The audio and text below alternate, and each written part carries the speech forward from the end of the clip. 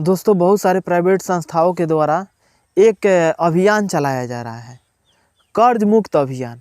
यानी आपको बोला जा रहा है कि आपके ऊपर आइए, हमसे मिलिए, आपके ऊपर जितने भी कर्ज हैं, जितने जहाँ से आप लोन लिए हैं, या साहूकार से लोन लिए हो, या किसी फाइनेंस से लोन लिए हो, या पर्सनल लोन लिए हो, या समूह लोन लिए हो, कोई सा भी लोन लिए हो, तो आपका वो लोन जो है आपको माफ़ कर दिया जाएगा।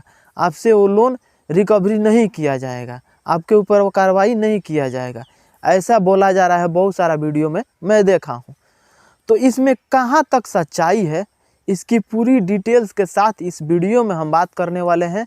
वीडियो में आगे बढ़ने से पहले आप लोग से एक छोटा सा रिक्वेस्ट है कि अभी तक मेरे चैनल को सब्सक्राइब नहीं किए तो सब्सक्राइब कर लीजिएगा, बेल आइकन को प्रेस कर लीजिएगा ताकि सभी नोटिफिकेशन आप लोग को मिलता रहेगा।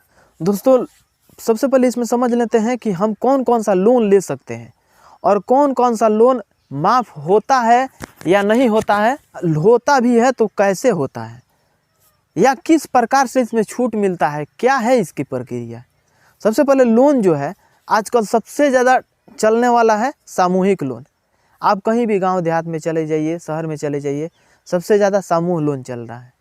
दूसरा है आपका पर्सनल लोन, जो कि पर्सनल लोन आपको दिया जाता है तो खेत का हो, घरारी का हो, जिसका कागज़ हो, उसको बंधक रख के आपको कंपनी जो है आपसे उसका कागज़ ले करके तब आपको लोन दे देती है, पर्सनल लोन।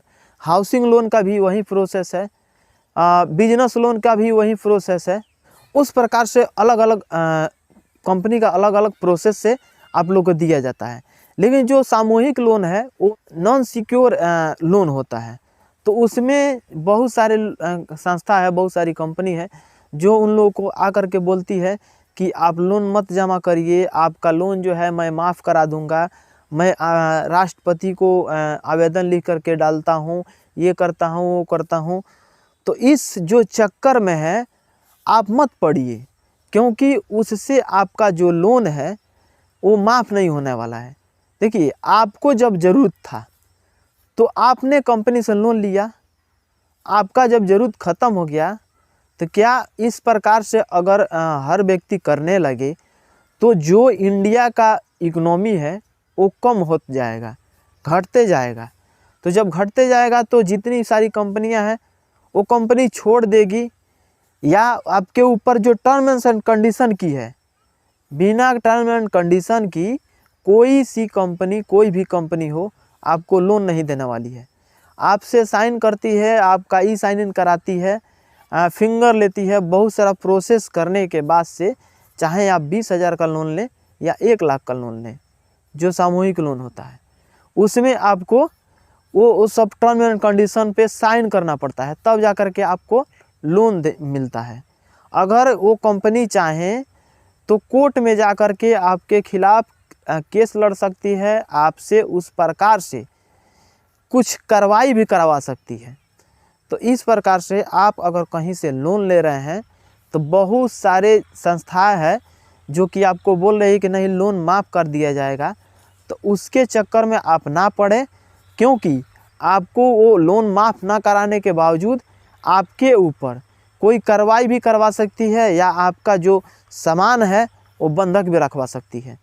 2021 में हम एक पेपर के ऐड में पढ़े थे कि उसमें पेपर में ये बताया गया था कि बहुत सारे संस्था चल रहे हैं कर्ज माफ़ी के नाम पे, और उससे कुछ पैसा भी लिया जा रहा है कि हमको इतना रुपया दीजिए।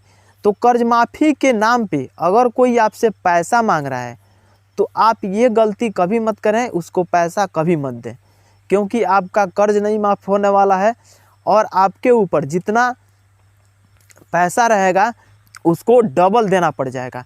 क्योंकि अगर 3 महीना अगर आप 3 महीने लोन नहीं चुकाते हैं तो वो व्यक्ति एनपीए में चला जाता है।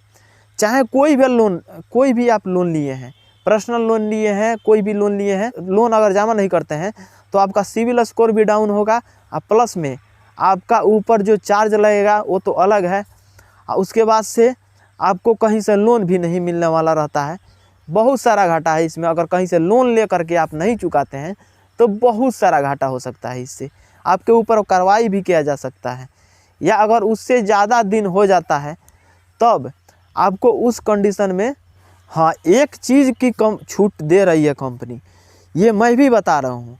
और ये जो जानकारी है ना, ये सब कोई नहीं बता सकता है। बहुत सारे लोग जो घूम रहे हैं कि कर्ज माफ़ करा देंगे, कर्ज माफ़ करा देंगे, वो लोग को भी ये बात मालूम नहीं होगा शायद। जैसे कि दोस्तों लॉकडाउन लगा था, आप लोग को मालूम था कि लॉकडाउन लगा था तो उस टाइम में बहुत सारे फाइनेंस वाले थे जिनका ईएमआई है जो जमा नहीं हो पा रहा था, और ईएमआई टूट गया है। अभी तक उन लोग का वही कंडीशन चल रहा है। तो बहुत सारे लोग जो हैं अपने कंपनी को भूल गए हैं कि मैं यहाँ से लोन लिया हूँ, वहाँ के जो कोई एम्प्लॉई है मेरे पास लोन का जो ईएमआई है वो मांगने नहीं आ रहा है, तो हम निश्चिंत से हैं। लेकिन दोस्तों आपका जो ईएमआई आप लेकर के गंवा गए हैं वो पैसा धीरे धीरे बढ़ते जा रहा है, और बढ़ते बढ़ते आपका जो ब्याज है वो धीरे धीरे बहुत सारा हो गया है। आपका पैसा का 3 गुना 4 गुना पैसा बढ़ गया है। लेकिन वही पैसा आपका जो ब्याज बढ़ गया है, अगर आप वहाँ पे कंपनी में जाते हैं तो सेटल कराने, तो उस पैसा को कंपनी जब देखती है कि इतना पुराना है और भी लॉकडाउन का पैसा है, तो आपका जो कंपनी का जो पैसा है वो उसमें से आपको डिस्काउंट मिल जाएगा। जैसे कि 30% 40% इस प्रकार से डिस्काउंट मिल जाता है। आप उसको पैसा के जमा कर सकते हैं और जमा करके आप उसमें कंपनी से छोड़ सकते हैं। तो ये एक प्रावधान है, इसके अलावा कोई प्रावधान नहीं है कि आप लोन लीजिए और कर्ज माफ़ी हो जाएगा। इस प्रकार के चक्कर में ना पड़े।